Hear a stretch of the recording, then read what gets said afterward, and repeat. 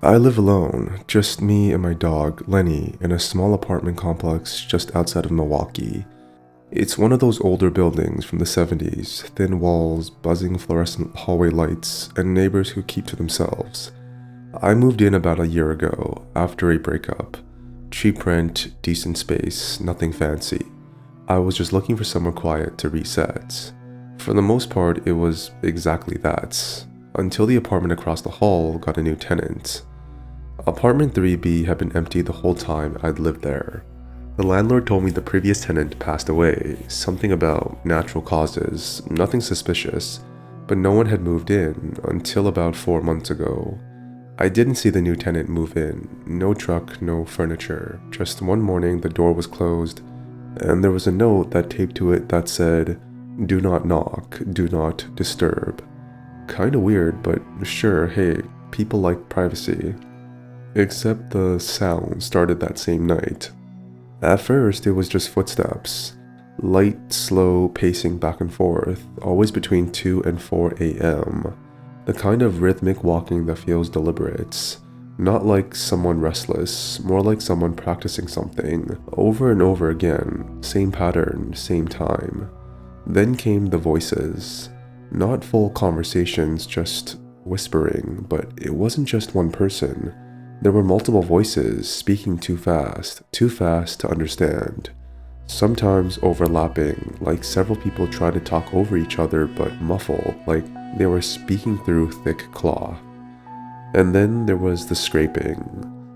I'd be lying in bed, lights off, and I'd hear this slow, dragging sound, like someone pulling something heavy across the hardwood floor. Not furniture, metal. I could feel the vibration through the wall. It always stopped right at the threshold of their door. Never closer, but it made it hard to sleep. After about a week of this, I knocked on the landlord's door. Asked if he knew who moved in. He looked surprised.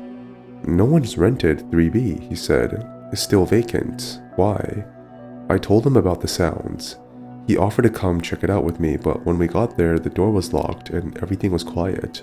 No footsteps, no voices, nothing. He shrugged and promised to follow up, but I could tell he thought I was exaggerating. Maybe I wanted to believe I was too. But that changed 2 nights later. It was around 3:30 a.m. I was awake because Lenny, the calmest dog on earth, was growling at the door. Low, deep, primal. His hackles were up and he wouldn't move from his spot. I got out of bed and went to the peephole. The hallway was dimly lit by the flickering ceiling light, and standing directly across me, outside 3B, was a man. Only he wasn't moving.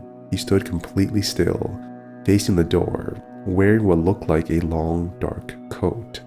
His head was tilted back, just slightly, like he was listening to something above him. And in his hand was a piece of paper.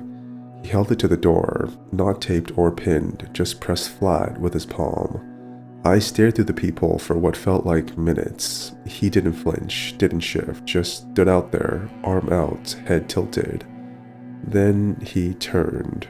Not toward me, just slightly enough for me to see that his face looked wrong, blurred, almost like something was distorting it. I thought maybe the peephole was dirty, so I leaned closer. That's when he dropped the paper. I didn't hear it fall, but I saw it flutter to the floor. Then, slowly, he walked away down the hall and turned the corner. I opened the door just enough to peek out. The paper was still on the floor, right outside 3B. I stepped out, grabbed it, and shut my door quickly behind me. There was one sentence on the paper, written in red ink. "Don't listen when they knock." I didn't sleep at all that night. The next evening, I shoved a towel under the crack of my door and turned on every light in the apartment. Around 1:45 a.m., the whisper started again. Faint at first, then louder. Then came the knock. 3 soft taps, then silence. I stayed frozen in my bed. Lenny whined low in his throat. The air felt thick, like it had weight to it. A few seconds passed and there were more knocks, louder, more urgent. I didn't move. Then the voice came. It sounded like my mother, clear as day. "Honey, it's me. Please open the door. I don't know where I am."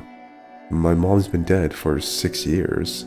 I sat there shaking, tears in my eyes, as the voices kept pleading. Over and over, each time it sounded more frantic, more desperate, more wrong. And then it stopped, just like that, gone. I didn't sleep for 2 days. When I finally worked up the courage to talk to the landlord again, he admitted something he hadn't told me before. The tenant in 3B, the one who died, she didn't go peacefully. She'd been calling the police for weeks before she died, reporting people outside her door, claiming she was being mimicked by someone or something that sounded exactly like her. They found her body in the hallway, face down, just a few feet from her own door. No signs of forced entry, no physical wounds. Cause of death was officially listed as undetermined. I broke my lease a week later. Now I live on the other side of the town, top floor. No one across the hall, no shared walls. But last night, I woke up to Lenny crawling at the door again. And this time, the knock came from inside the apartment.